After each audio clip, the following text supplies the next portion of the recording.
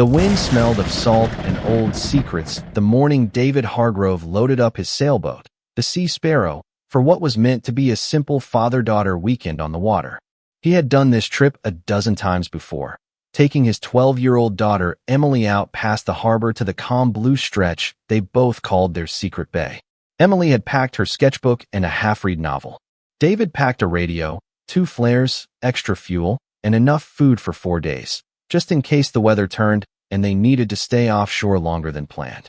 It was June 14, 2013, a Friday, and the skies had been clear that morning. The Coast Guard's logs show no storms in the area. The weather radar later confirmed the sea was calm, wind low, no anomalies. The Sea Sparrow set off from the dock at 6:45 a.m. A fellow boat owner, Marvin Ellis, later told police that David looked focused, maybe a little tired, but waved politely as he undid the ropes. Emily was already in her life jacket, reading on deck with her hair tied up in a loose ponytail. Neither of them seemed in distress. By 2:20 p.m., David sent a routine radio call to the Coastal Watch station, reporting smooth sailing and noting he expected to reach their usual anchor spot by 3:30 p.m. That message was the last official contact. After that, the Sea Sparrow vanished. It didn't sink. No debris ever washed ashore. No oil slicks were found. There was no emergency signal. It simply stopped transmitting. The Coast Guard sent out a search party that evening when David's emergency beacon failed to check in at its scheduled time. The search expanded quickly. Over the next 72 hours, aircraft, drones, and dozens of boats scanned a 600-mile radius from the last known coordinates. They found nothing. No overturned vessel. No flares. No life jackets floating in the surf. No sign of Emily's red notebook or her turquoise hoodie. The news spread quickly. Local networks picked up the story by Sunday. A respected Navy engineer and his only child lost without a trace on an easy weekend trip. Candlelight vigils followed. Theories piled up. Some said David had staged their disappearance. Others said pirates, though there had been no signs of theft or distress. A few even whispered that David, obsessed with certain fringe theories about magnetic fields in the Pacific, had sailed into something he could not explain. But none of those ideas stuck. Not really, because there was nothing to build them on. No evidence. No bodies. No wreckage. Just 2 people missing. The official investigation closed 3 months later with the term presumed lost at sea. David's sister, Joanne Hargrove, refused to accept that. She launched her own search, hiring private firms and online detectives. She created a digital archive, uploaded all the boat specs, old photos of David's voyages, Emily's last school drawing. Thousands joined the forums. A few leads came in. A blurry photo of a white sail off a distant island. A fisherman in Guam who swore he saw a boat with that name. A washed-up plank that might have matched the Sea Sparrow's make. None of it led to anything real. Life moved on for most people, but not for Joanne. She kept calling the Coast Guard every 6 months, asking if any unidentified wreckage had turned up. She emailed NOAA scientists about ocean currents and drift modeling. She even sent letters to the Navy requesting satellite data from the week of the disappearance. Most went unanswered. Then, in 2019, something strange happened. A storage locker Joanne had paid for in David's name was cleared out for non-payment. Inside were old journals, model boats, and one sealed envelope labeled "Only," in case we disappear. She didn't open it right away. She brought it home, sat on her porch, and stared at it for 3 hours before tearing the seal. Inside was a single page, dated April 2013. It said, "If anything happens to us out there, it's not the sea's fault. It's what's beneath it. Protect Emily." The handwriting was shaky, not like David, not like his usual penmanship. Joanne froze. She sent the letter to a handwriting analyst. The analyst confirmed the style matched David's, but the pressure was inconsistent. Possibly written under stress, they said. Possibly in a moving vehicle or boat. It wasn't conclusive. Nothing ever was. Then, almost exactly 12 years after the day the Sea Sparrow vanished, a fisherman named Aaron Velasquez called the Coast Guard. He'd pulled in something strange from a deep current off the Western Trench near the Solomon Islands. A sailboat, barnacle-covered but upright. He'd tied it to his trawler and was towing it in. The name on the hull was barely visible, but it read Sea Sparrow. That call reignited the case. Investigators rushed to the dock. By the time the boat reached land, news crews were already in place. Photos of the boat flooded the internet. It was weathered but intact. One of the sails had been torn clean through, and the mast showed scorch marks. Inside the cabin, searchers found dried food, a corroded GPS unit, and something else. A child's drawing taped to the cabinet wall. It was of a girl with long hair standing on a beach beside a man. Above their heads were black birds circling a sun that looked more like an eye. The drawing was signed, Emily, age 12. There was no sign of either of them. No human remains. No blood. No clothing except one adult-sized jacket hung carefully on a hook near the cabin door. And on the captain's wheel, a gold wedding ring. Clean. Untarnished. Balanced neatly like someone had placed it there with purpose. No one could explain how a boat could drift for 12 years and still return with so little damage. Or why the GPS log showed movement as recently as 3 months ago. Or why the date on a newspaper found in the drawer, Solomon Daily Press, was 2019. Someone had been inside that boat, maybe even sailed it. But where were they now? The moment the Sea Sparrow was pulled ashore, local law enforcement handed the scene over to federal authorities who treated the vessel like a sealed crime scene. Investigators in gloves took samples from the hull, scraped barnacles for dating, tested the canvas fibers on the sail, and photographed everything with clinical precision.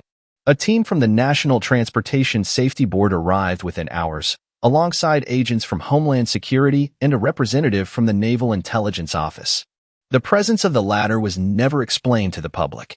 The media frenzy was immediate and relentless, and within 2 days, the story of the lost boat that returned after 12 years had gone international. Journalists camped outside David Hargrove's home. She refused interviews. Instead, she flew to the dock where the Sea Sparrow was being kept under 24-hour surveillance. When she first stepped aboard the vessel, she said nothing. She touched the handrail where David had installed extra grip tape and ran her fingers across the hatch Emily used to crawl through during games of hide and seek. She opened the cabinet and stared at the drawing still taped inside. She recognized Emily's handwriting. That was enough to silence any doubts about forgery or hoax.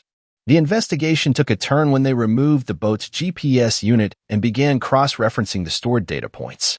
The Sea Sparrow had been turned on and off multiple times between 2014 and 2019.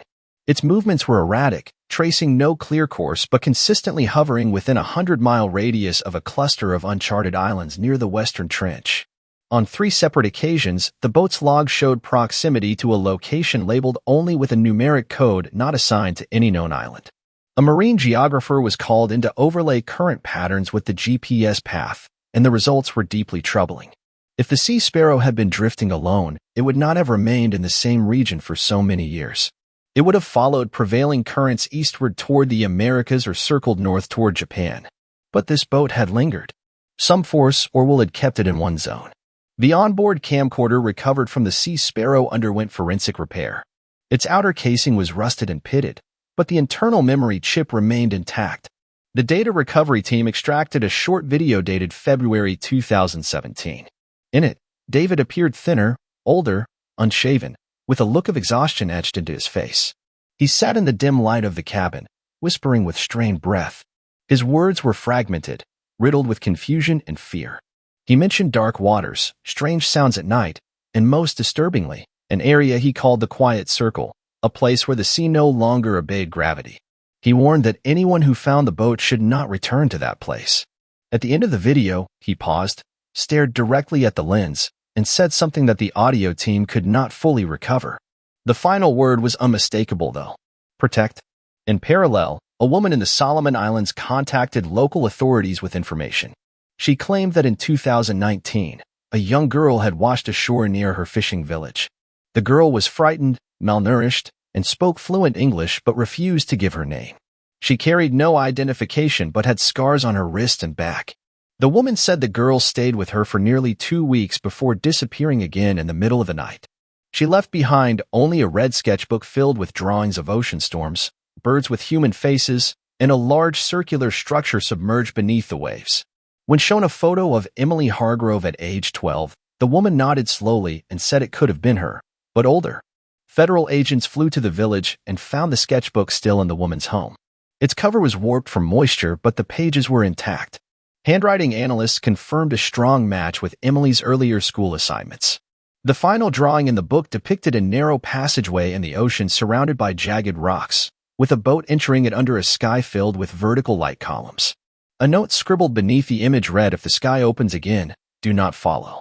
The media never saw the sketchbook. Officials declared it classified material related to an ongoing investigation. Meanwhile, Joanne received a private visit from a senior agent. He brought with him a silver bracelet with a broken clasp, recovered from the Sea Sparrow, engraved with the name Emily. She confirmed it was her niece's, a birthday gift from her late mother. Attention turned back to the location where the boat had last been locked. Satellite imagery was combed, and a cluster of overlapping anomalies were identified. Cloud cover consistently blocked visual access to the coordinates. One image taken by a civilian drone months earlier showed what looked like artificial lights beneath the ocean surface, arranged in a circular pattern too precise to be natural. Experts from multiple agencies were brought in but disagreed over the interpretation. Some called it a glitch. Others suspected volcanic activity. A few believed it was military infrastructure from an unknown nation. No consensus was reached. Theories online exploded, ranging from secret bases to ancient underwater civilizations. The Navy neither confirmed nor denied the presence of structures in the area. Then, a shipwreck database flagged something unusual. A Chinese cargo vessel had reported severe navigational interference in the same region back in 2016. The crew described instruments going haywire, compasses spinning, and a powerful magnetic pull that forced them to abandon course. That report had been buried, never shared publicly, and only surfaced now due to the renewed investigation into the Sea Sparrow. A second similar report came from a Japanese research submarine that lost contact with its base for 3 hours while passing through the same area. When contact was restored, the crew reported a blank gap in memory and unexplained data erasure from their equipment. The area was soon dubbed the Dead Wheel by mariners. Despite these findings, no official mission was sanctioned to visit the coordinates. Budget constraints and geopolitical tensions were cited. Unofficially, there were whispers that some agencies had already gone and not returned. Joanne remained determined. She reached out to a group of independent explorers with deep-sea submersible access and proposed a private expedition to investigate. Among the group was a former Navy diver, a geophysicist, and a documentary filmmaker. They agreed to launch the mission in secrecy. The plan was to retrace the Sea Sparrow's last logged path and descend near the coordinates showing unusual electromagnetic activity. Preparations began. Equipment was tested. Documents were signed. And quietly, without alerting the public, they set a launch date. The expedition vessel, named Argo by the team of volunteers and researchers, departed under overcast skies with no media coverage and no government acknowledgement. The crew on board consisted of 6 members, each with a specific role and set of skills. David Hargrove, the driving force behind the journey, had taken on the role of mission coordinator. Alongside her was Marcus Bell, a former Navy diver with classified clearance and combat diving experience, who brought a cautious mindset and precise navigation skills.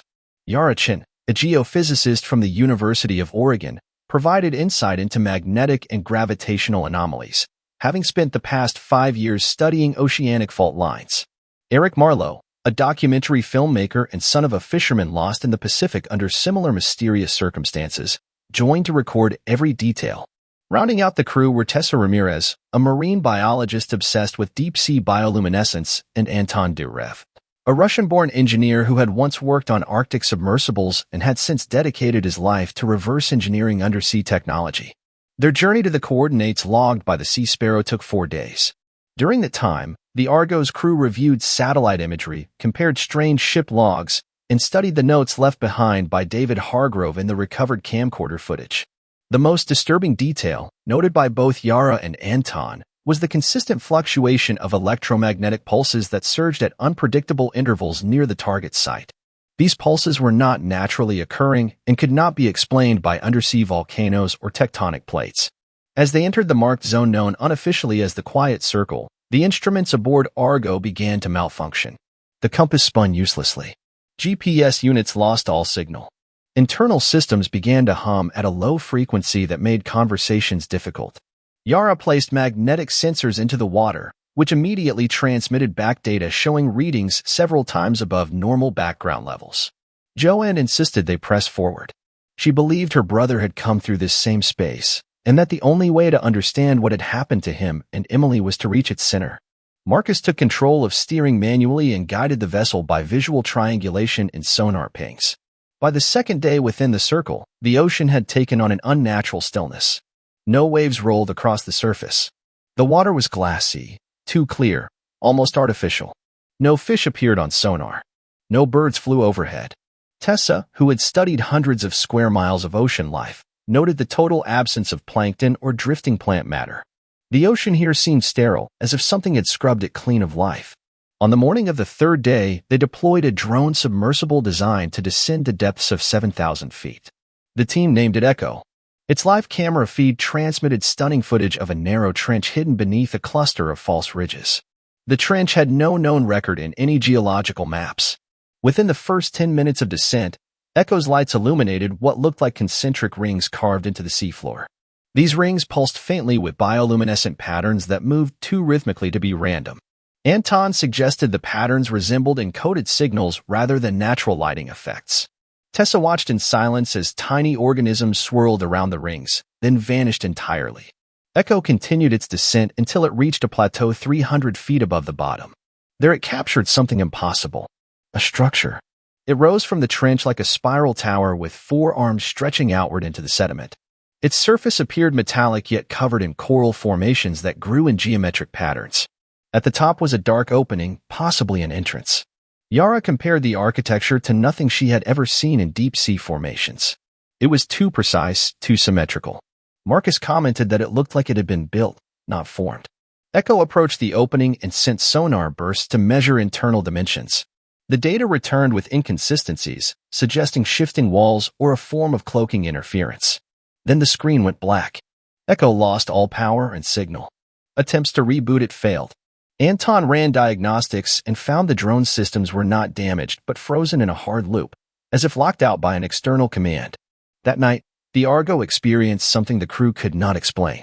At precisely 2:17 a.m., the ocean surrounding the ship began to emit a deep harmonic vibration. The surface trembled but did not wave.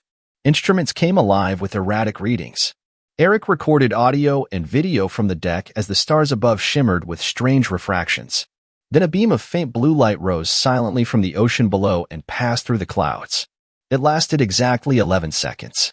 When it vanished, the sea returned to stillness, and the equipment stopped malfunctioning. The crew gathered in silence. No one spoke for hours. At dawn, Yara found that every compass aboard now pointed not north, but toward the trench. Joanne retrieved David's note again and reread the line about something beneath the sea. Her eyes fixed on one phrase he had repeated in the video. Not the sea's fault. This was not a natural mystery. It was engineered.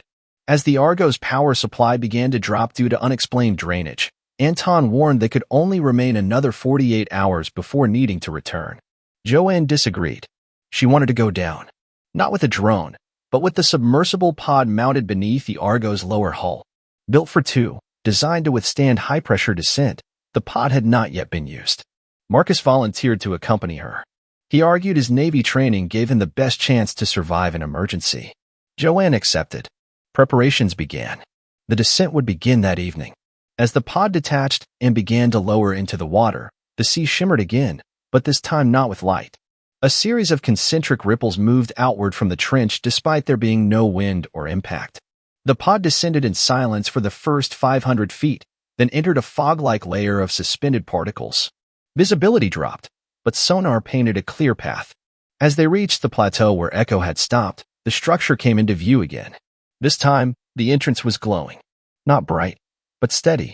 Joanne whispered her brother's name under her breath and guided the pod closer. Marcus read off vitals and hull integrity. Everything held. They paused 20 meters from the entrance. Then the light inside the structure pulsed. 3 long flashes. A pause. Then 1 short. Then 2 more. Marcus recognized the pattern. Morse code. The signal translated to a word neither of them wanted to hear. Stay. Joanne stared at the message for a long moment, then slowly turned the pod back. They ascended in silence, heartbeats in sync with the deep hum that lingered long after they had returned to the surface. The submersible's return to the surface brought a heavy silence with it. Joanne and Marcus remained quiet as they were pulled back aboard the Argo. The crew gathered around them, waiting for a report, But Joanne spoke only one word, and it was not a word of relief. She said stay, and then walked below deck without another sound.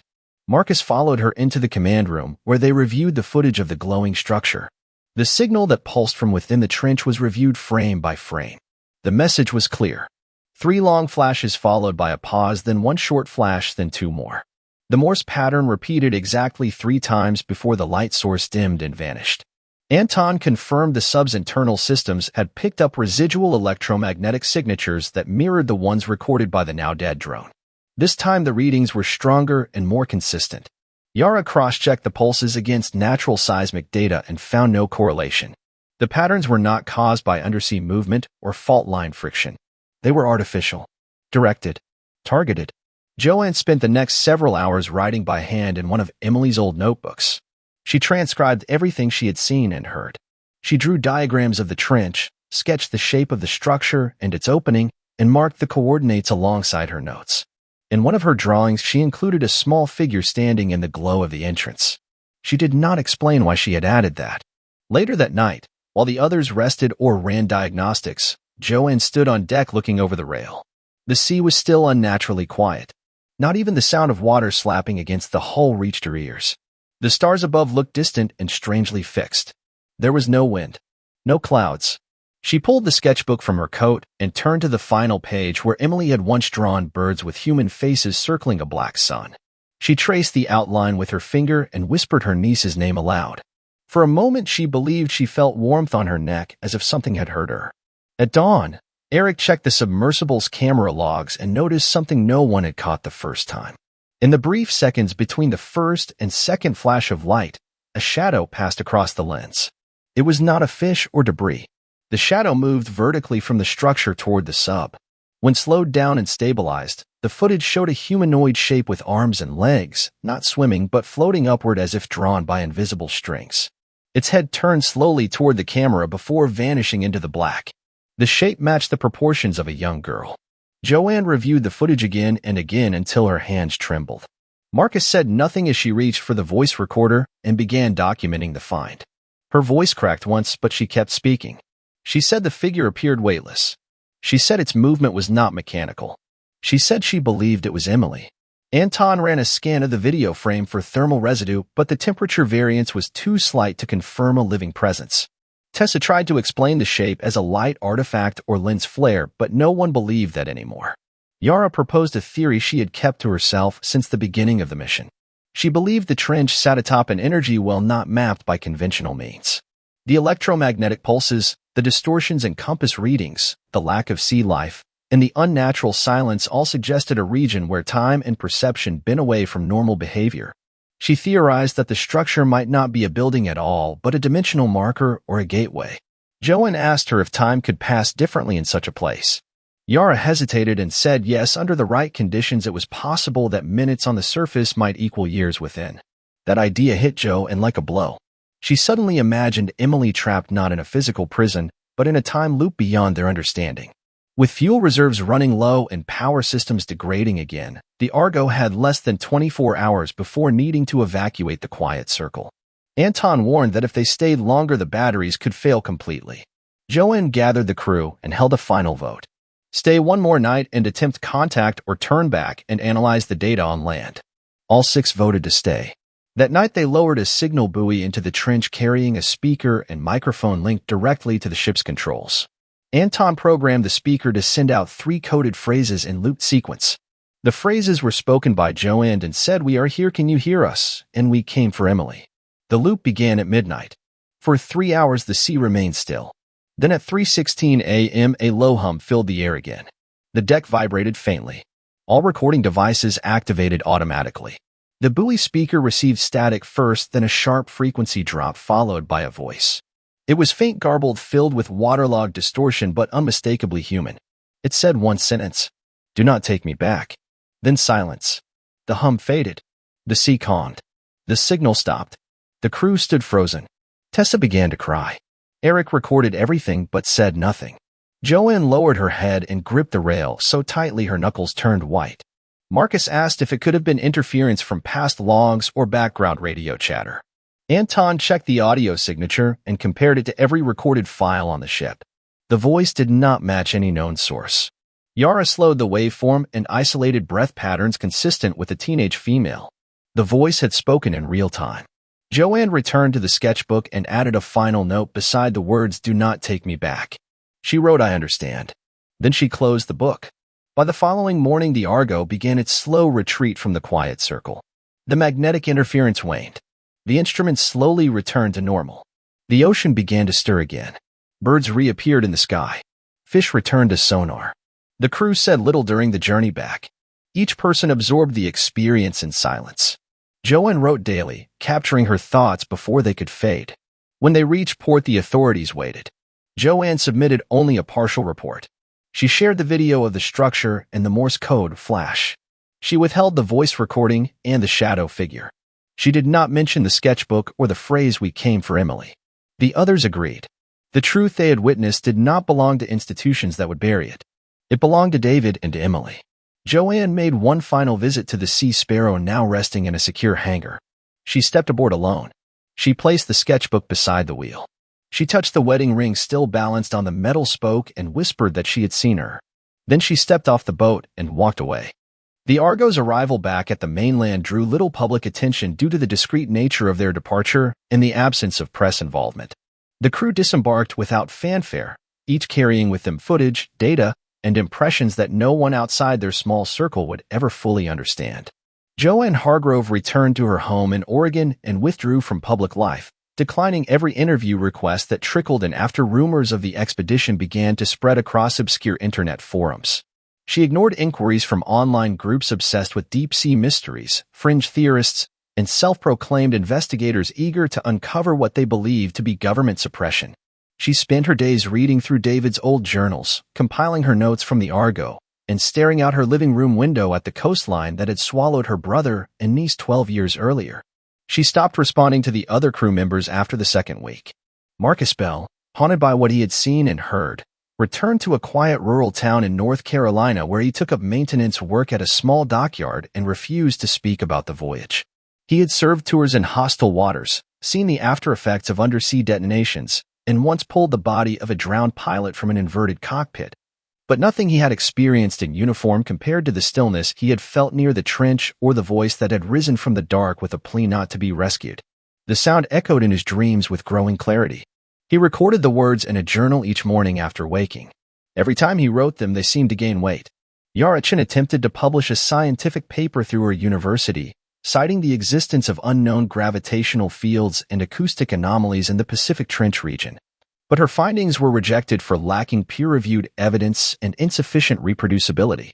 When she attached satellite data and partial GPS logs from the Sea Sparrow, the review board flagged her submission for classified content. Her department chair requested a meeting. After 2 hours of closed discussion, she left the university permanently and began working independently, cataloging global records of unexplained marine phenomena. She believed now more than ever that what they had encountered was not an isolated event, but part of a larger pattern that had been ignored or concealed for generations. She published a single-page essay online titled The Geometry of Silence, which was removed within 24 hours. She reposted it on several forums where it circulated briefly before vanishing. Eric Marlowe completed a rough cut of his documentary using only the footage of their voyage up to the moment the Argo crossed into the quiet circle. He narrated the film himself, stopping just short of describing the structure or the figure seen during the descent. He presented it at a small film festival under the title Into Still Water and declined to submit it elsewhere. The audience applauded, but since there was more to the story, Eric refused to answer questions during the panel discussion. Afterward, he returned to his editing suite and deleted the uncut footage from all drives except one encrypted external storage device. He mailed the device to Joanne with no return address. Tessa Ramirez left the crew last. She returned to her marine research facility and spent several months studying light behavior in deep-sea organisms. Her team noticed she no longer responded when called and often stared into aquariums for hours without moving. She submitted a grant proposal titled Deep Spectrum Cognition to study how patterns in bioluminescence might mimic neural pathways in higher organisms. The proposal was denied. After that, she vanished from professional circles. Her lab assistant said she had become obsessed with drawing spirals in a notebook, repeating a phrase no one else understood. Anton Durev disappeared entirely. Joanne received one email from him 2 weeks after the mission ended. It contained a scan of a handwritten note in Russian that translated to only one sentence. Some doors are not meant to close. He included no attachment, no further explanation. 1 month after the Argo returned, Joanne received an envelope in the mail with no postmark. Inside was a single photograph. It showed the Sea Sparrow taken from above, likely by drone, anchored at the same dock from which it had vanished 12 years earlier. The boat looked untouched. The photo was dated 3 days prior. The timestamp was embedded digitally and verified by 3 different analysts as authentic. Joanne drove to the location that same day. The Sea Sparrow was gone. No one at the dock recalled seeing it. Surveillance footage for that week had been overwritten due to system error. Joanne left a printed copy of the photo in the local sheriff's office and returned home in silence. That night she listened to the voice recording from the trench one final time. The message had not changed. The voice, faint and watery, still said, "Do not take me back." Joanne no longer wondered if the figure they had seen was Emily. She accepted it. Whatever Emily had become or whatever had claimed her had made a decision, and Joanne had heard it. She took the encrypted drive from Eric and stored it in a weatherproof box beneath the floorboards of David's old study. She no longer intended to make the information public. She believed now that the truth had already done its work. It had changed her, and the others, and perhaps that was enough. 6 weeks after the return of the Argo, a research buoy operated by a private Australian company transmitted a burst of data from a location just southeast of the trench. The readings showed a sudden spike in water temperature, then a collapse in sound propagation across all monitored frequencies. The signal lasted only 42 seconds before the buoy ceased transmission. The company sent a vessel to investigate but found no trace of the equipment. The incident was never reported in the press. Joanne received a copy of the data through an anonymous contact. The last recorded waveform bore an uncanny resemblance to the structure's pulse pattern. She archived the file and said nothing. One morning she walked to the shoreline with the sketchbook, now filled with pages of notes, dreams, and theories. She placed it inside a sealed glass container and buried it beneath a small cairn of stones. She left no marker. She stood at the edge of the water and listened. The sea, for once, sounded ordinary. Seagulls cried in the distance. Waves rolled and fell with casual rhythm. But deep below, somewhere beyond the noise and surface light, Joanne knew there was still a doorway and something or someone still waited there, unseen, untouched, and unready to return. 3 months after the return of the Argo and the quiet separation of its crew, the Pacific entered an unusually calm period recorded by multiple marine observatories as anomalous. Oceanographers noted that typical current patterns slowed without explanation across a stretch of ocean spanning hundreds of miles, including the region surrounding the quiet circle. Satellite readings revealed a change in oceanic reflectivity, a subtle brightening of the water's surface during the hours between midnight and dawn. No known phenomena accounted for the change. These findings were not widely publicized and appeared only in internal reports shared among research institutions and intelligence-linked monitoring stations. One such report landed in the inbox of a technician named Claire Mallory working for a Canadian acoustic monitoring outpost located on Vancouver Island. Claire was responsible for analyzing hydrophone data from the Central Pacific.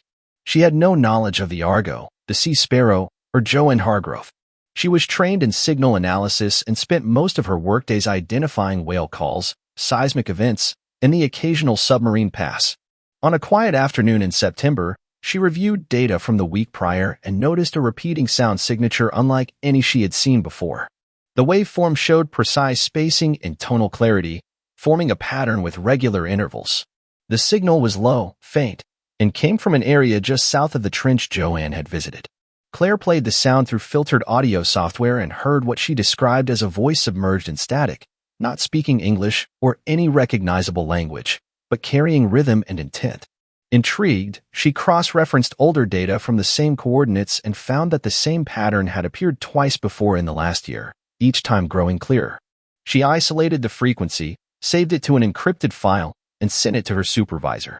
The next morning she was reassigned. No explanation was given. Her login credentials were revoked. She was told to take administrative leave. Claire took the original file home on a private drive and began to research. She found fragments of redacted documents and amateur blogs referencing an area called the Dead Wheel and mentions of a lost sailboat named Sea Sparrow. One forum mentioned the name David Hargrove alongside blurry images of a recovered boat and alleged sightings of a submerged structure. Claire became obsessed. She recreated the sound patterns and compared them to whale song, sonar pings, and recorded electromagnetic pulses. Nothing matched.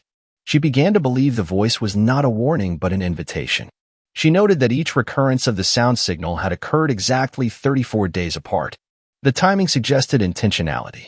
Meanwhile, across the Pacific, a deep-sea salvage operation funded by a private consortium reported that one of its remotely operated vehicles had vanished while surveying near the Solomon Islands.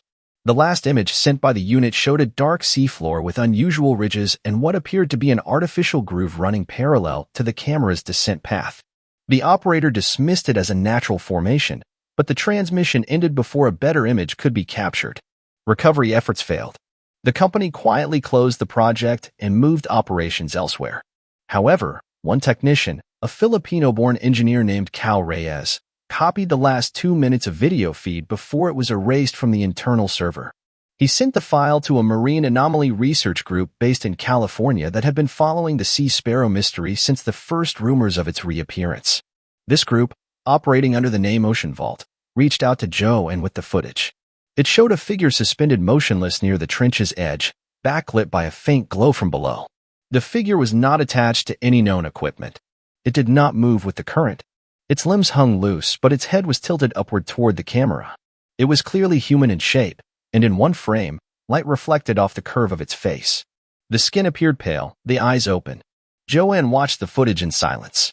She confirmed it was consistent with the image recorded from the Argo submersible. She did not share this with anyone else. She thanked the group, saved the file, and closed all communication. 10 days later, Claire Mallory showed up at Joanne's doorstep. She had followed the trail from academic silence to government redirection and finally to the only name she could find consistently linked to the signals. Joanne did not let her in at first, but after hearing what Claire had discovered and seeing the desperation in her eyes, she allowed her inside. They sat in David's old study surrounded by maps, photos, and data sheets pinned to every surface. Joanne listened to the recording and nodded slowly. She explained what the Argo crew had seen, what they had chosen not to publish, and the voice that had spoken from below. Claire asked if she believed Emily was still down there.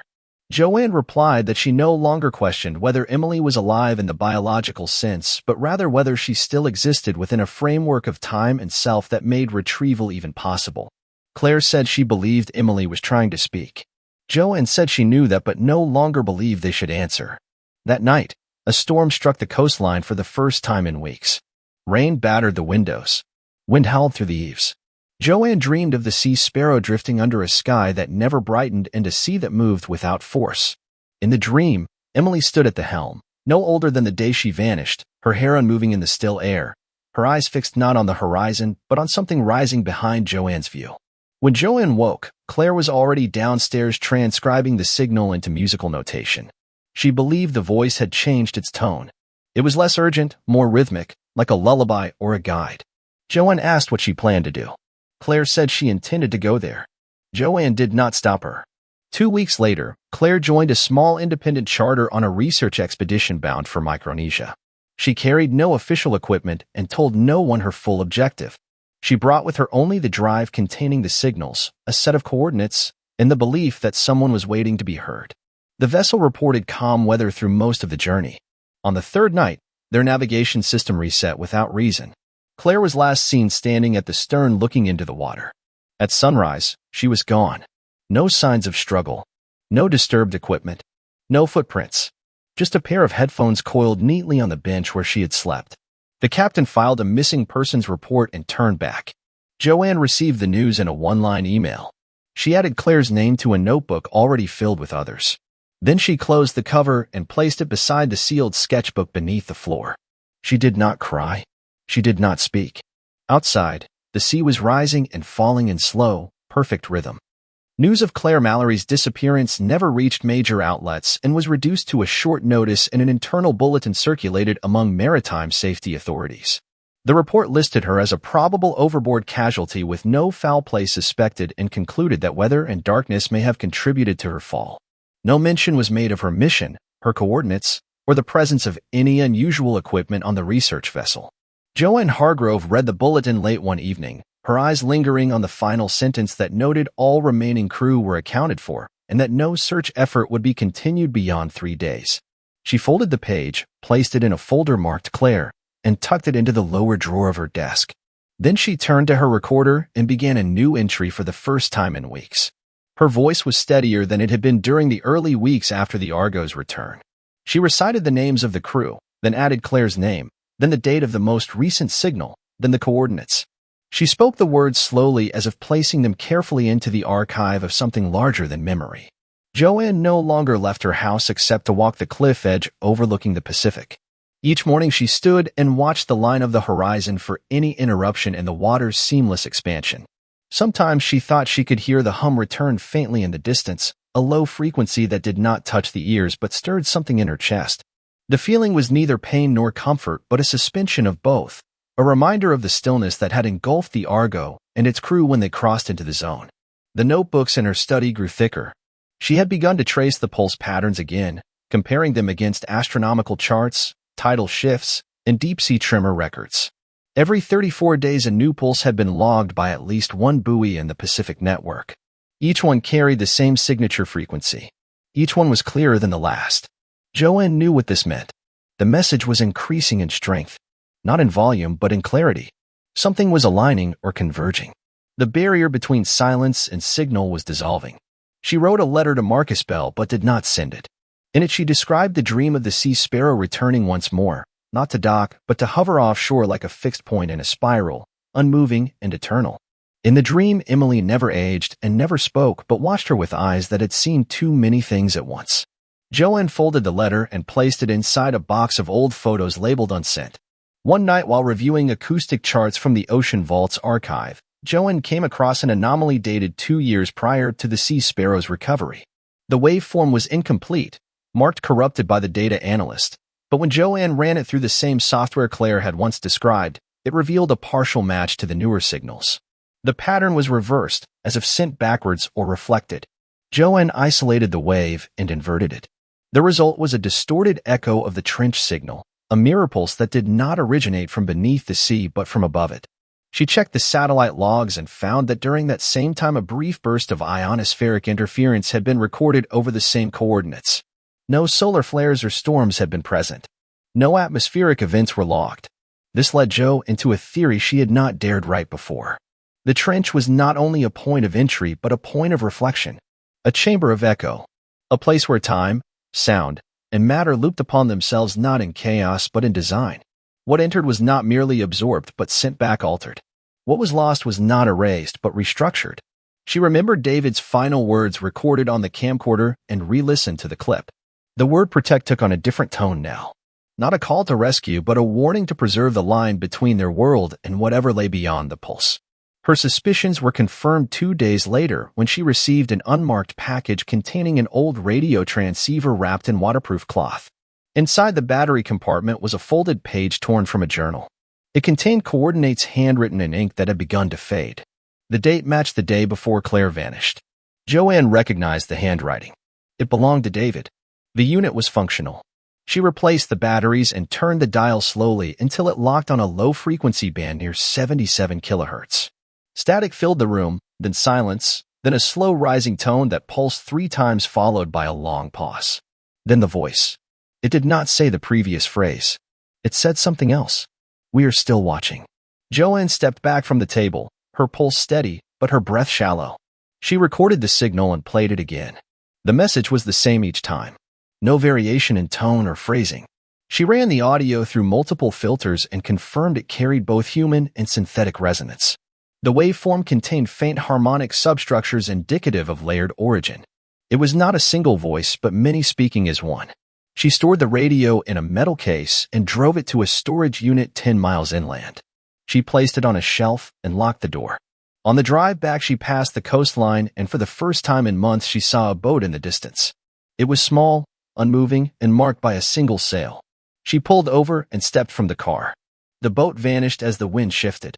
She stood and watched the sea for another hour before returning home. That night she wrote a final entry in her notebook.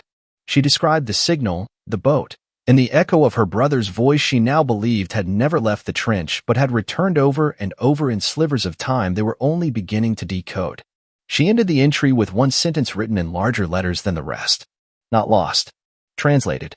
7 days after receiving the message from the old radio transmitter, Joanne began to notice subtle disruptions around her home that had no immediate explanation. Her clocks fell out of sync even after multiple resets. Her phone screen occasionally glitched and displayed fragments of older texts she had long deleted, some from David, some from unknown numbers, some containing nothing but strings of numbers that repeated in cycles. She attempted to isolate the source of the interference and found that her electrical meter registered energy surges between the hours of 2 and 3 in the morning. On the third consecutive night of disruption, she awoke to find her house filled with a faint humming identical in tone to what the Argo had detected just before contact in the trench. She stepped outside and stood barefoot on the grass. The air was completely still. There was no wind, no distant highway noise, no birdsong. The silence did not feel like absence but density, as if the sound had not vanished but folded inward, growing heavier with every breath. She returned inside and wrote one sentence in her journal. The signal has found me. The following morning, she received an encrypted message through a private email account she had only used once before, years earlier, when corresponding with a maritime researcher who had since vanished during a storm in the Arctic Circle. The message was unsigned and contained a string of coordinates, a set of instructions written in impersonal, neutral language, and a phrase at the end that read Initiate Retrieval Protocol. She checked the coordinates and found they were located roughly 100 miles southeast of the trench, closer to the equator, in a stretch of ocean with no official naming and no traffic beyond scattered research buoys and failed satellite surveys. She compared them to the pattern of the most recent pulses and noticed a shift. The signals were migrating toward that location, gradually forming a spiral path with the new coordinates at the center. She did not know who had sent the message, but she understood what it meant. Joanne did not contact any members of the Argo crew.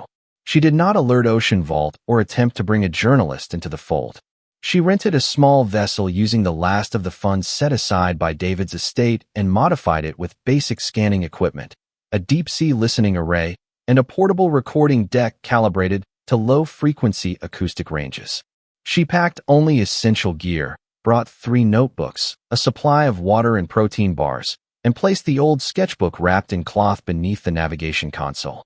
She left a sealed envelope taped to the inside of her cabin door with the words "Do not follow" and departed under cover of night, without filing a float plan or activating her locator beacon. She reached the coordinates 3 days later under a wide gray sky and a sea so calm it resembled glass. Her instruments showed no anomalies for the first 12 hours. She drifted above the spot, checking the water temperature, current velocity, and sound levels. All remained within standard limits. Then, as dusk fell and the last light faded from the sky, the hum returned. It was not sudden. It began beneath her feet, in the deck plates, in the screws, in the battery casing of her radio. A steady vibration that did not hurt, but resonated through bone and breath. She activated the acoustic array and began to record. The tone was continuous for 3 minutes, followed by silence. Then a new pattern began. 3 long pulses. 2 short. A pause. Then 1 solitary tone that did not repeat. She played the sequence again and heard something embedded in the last tone, something that had not been present in the previous messages. A frequency embedded within another. A voice so faint it barely registered. She ran it through her filters and pulled out 5 words. The gate is not closed. She wrote the phrase on the wall of the cabin. Her hands did not shake. She did not speak aloud. She activated the deep drop probe connected by fiber tether and lowered it into the water, watching the depth gauge as it passed 500 feet, then 1,000, then 1,500. At 2,000 feet, the video feed activated. The water was dark but clear. Particles shimmered in the light like suspended ash. The probe continued downward. At 2,300 feet, the structure appeared. It was no longer partially buried. It had risen or been uncovered or grown, and now extended in all directions with visible ridges that curved like ribs around a hollow center. She guided the probe closer. The entrance remained, open and still, but this time it glowed not with light, but with motion. Something moved just within the threshold. A shape. It did not flee or approach. It waited. The feed trembled. The image warped slightly, then steadied. She recorded the footage. She counted the seconds. Then the voice returned through the fiber tether, not through her external speakers, but directly into the headset. This time it did not ask. It stated, "You must finish what he began." She did not respond. She reached for the control panel and initiated the probe's recall. As it ascended, the humming intensified. Her lights dimmed. Her battery charge dropped by 10% in under 1 minute. She shut down all non-essential systems and waited. As the probe neared the surface, she looked into the water and saw a reflection not her own. A face stared back from beneath the surface. It was Emily's face, older, expressionless, and perfectly still. Her eyes did not blink. Her mouth did not open. But her image remained even when the water was disturbed. Joanne backed away from the edge. The reflection vanished. She pulled the probe aboard, sealed the footage, and wrote a final note in her journal. They are not bound by time. They have become the signal. She powered down the vessel, anchored herself in place, and waited for the next pulse. It arrived precisely 34 hours later. This time, the message contained a new phrase layered beneath the rest. "Bring him home." She decoded it in silence, returned to the navigation console, and plotted a new course that took her deeper into the spiral pattern forming in the region. She did not question the logic. She followed the sequence as one follows music toward its resolution. The final night before entry, she dreamt of the Sea Sparrow again. It floated beside her boat, its sail torn but steady, its deck empty but glistening with morning dew.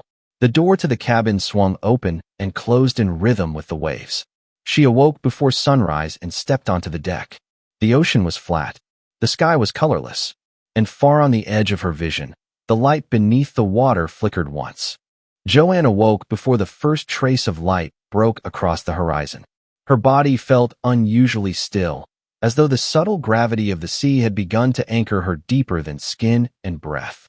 The hum had returned sometime during the night, softer than before, but more persistent, not a vibration on the outside of the hull, but a sensation inside her bones.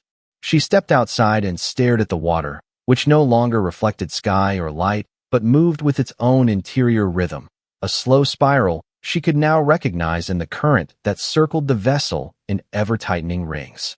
The equipment she had brought had shut itself off during the night, all battery levels reading 0, even though she had charged each unit before departure. The main transceiver flickered twice, then displayed a single word across the screen. "Ready." She did not touch any buttons. She did not react outwardly. She returned to the cabin, took the final sketchbook from its case, and turned to the last blank page. She wrote only the date and the phrase "I am no longer waiting." Then she closed the book and placed it on the floor beneath the helm. She opened the compartment beneath the deck where she had stored the backup oxygen tanks and found that one of them had been turned slightly, as if moved.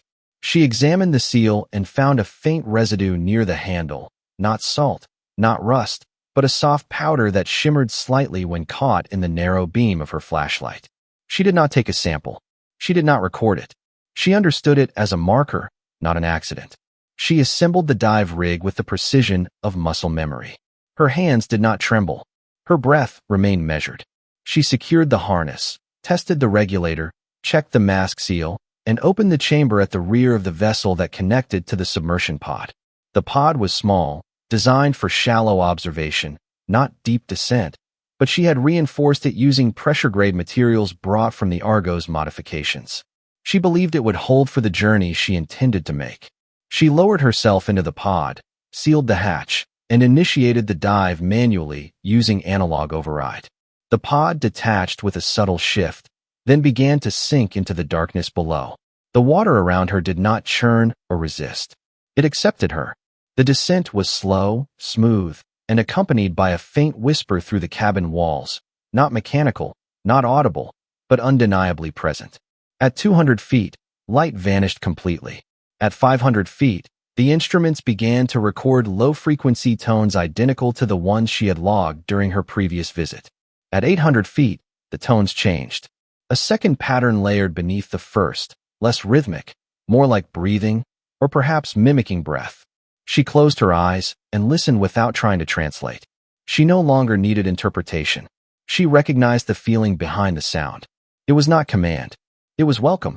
At 1,300 feet, the structure appeared, fully exposed in the beam of the pod's lights. It no longer shimmered. It no longer flickered. It stood with clear edges and a base that now extended into the rock bed like roots from a tree. The opening Joanne had seen before was wider now, shaped like an arch formed from concentric rings of dark material that seemed to absorb the surrounding light. Her breath did not quicken. Her heart remained slow. She piloted the pod forward, matching the pace of the pulses being emitted from the structure's core. The vessel passed through the threshold and was immediately surrounded by darkness, so complete it felt like suspension in a void. The gauges stopped responding. The timers froze. The signal logs ceased recording. But the whisper grew louder. It no longer echoed. It spoke without words, but with meaning. She understood that she was no longer outside the system. She had entered the resonance. The pod's interior remained intact. She floated in place, waiting. Then a light ignited beyond the forward glass, not blinding but calm, revealing a chamber within the structure that defied orientation. Surfaces twisted in slow arcs. Columns bent into curves that spiraled without clear direction.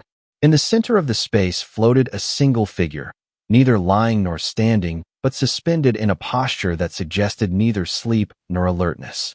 It was a young girl, her features uniged since the photograph Joanne had once held in her hands, her skin pale, but not lifeless, her hair drifting around her like strands of kelp in still water. Her eyes were closed. Her hands were open at her sides. Joanne reached forward and touched the glass. The moment her fingers met the surface, the girl's eyes opened. They were not shocked. They were not vacant. They saw her. Joanne felt the recognition pass between them as clearly as a spoken word. A slow pulse rose through the chamber. The figure tilted her head slightly and extended one hand, not toward the pod, but toward the space above. Joanne looked up and saw a second shape descending, not mechanical, not human, but a convergence of shadows forming the outline of a man. His body was indistinct at first, then grew more defined as it moved closer. His features sharpened. Joanne saw David. His face was unchanged since the last time she had seen him in life. He was not aged, not diminished, but whole. He reached the girl and placed his hand in hers. They turned to Joanne together. A final pulse filled the chamber. The pod's lights flickered once. Then a tone unlike the others emerged, harmonic and rising. The same tone Joanne had once believed was a warning. Now she understood it was an invitation to alignment. The girl and the man did not speak. They began to rise, lifting upward in the spiral of light that had ignited above the chamber. The pod trembled as the light intensified. Joanne did not resist. She closed her eyes. The hum entered her chest and erased the boundaries between her thoughts and the space around her. She felt her memories loosen, not fade, not vanish, but distribute. Somewhere above, the Sea Sparrow drifted again. Its mast leaned toward the east. Its sail moved slightly, though there was no wind. A light blinked once from its deck. Far away on shore, in the early morning hours, a fisherman walking along the beach found a single notebook resting on the wet sand. Its pages were dry. Its cover bore no title. Inside, the final line read, "They have become the current." He turned the page and found nothing more. At dawn on the 74th day after Joanne's final departure, a signal registered simultaneously across 5 different deep-sea monitoring stations positioned along the Pacific fault lines. The pattern was immediately familiar to the few researchers who had been quietly observing this signal over the past 2 years. It repeated at intervals of 11 seconds, a duration previously recorded only once before when the Sea Sparrow reappeared after 12 years adrift. This time, the pattern was cleaner. It came through without distortion, without delay, as though no longer filtered through distance or depth. The waveform revealed not only the base pulse but a secondary signal riding beneath it, a modulation consistent with voice resonance layered into the structure of the frequency itself. One analyst isolated the harmonic bands and extracted what could only be interpreted as an organized sequence of syllables. The message formed clearly once decoded. "We remain within." The phrase was not marked by urgency or despair. It held neither plea nor warning. It was a declaration of position. Those who received it did not release the data. The few who understood its context did not inform their supervisors. Instead, They marked it privately and compared it with older logs, noting the perfect alignment and cadence with the recording Claire Mallory had extracted months before her disappearance. The pulse then stopped. No further signal followed. No continuation. Just that single phrase delivered once with precision and clarity. In the days that followed, ocean currents shifted subtly across the southern Pacific. Maritime buoys logged readings that suggested a slow rotation forming beneath the surface, too deep for surface observation yet persistent enough to influence drift patterns. A few uncrewed vessels drifting near the region began circling without command input. Their logs showed mechanical functions intact but navigational systems caught in repeating loops, circling a point not marked on any map. Satellite images showed minor thermal disturbances at the same location but nothing conclusive. No visual indicators. No storm activity. Just a spot where the sea seemed slightly darker, more reflective, and perfectly still. Back on land, in the quiet outskirts of Oregon, a package arrived at a local archive center maintained by a retired oceanographer. The return address was blank. Inside the box was a waterproof journal marked only with a faint etching of a spiral. The handwriting within belonged to David Hargrove. The pages were written in a steady hand, the final entries dating back to the day before her descent. The last page described the structure in the trench, the appearance of David and Emily, and her understanding that they were not lost but translated into a form she called resonance presence. She explained that their transformation was not a death but a convergence, not a fading but a broadcast. She described the pulse not as an energy but as a carrier of identity. She did not mention fear. She did not express regret. The final line in the book was written slowly, with visible pressure applied to the page. It read only this: "The signal is who we are now."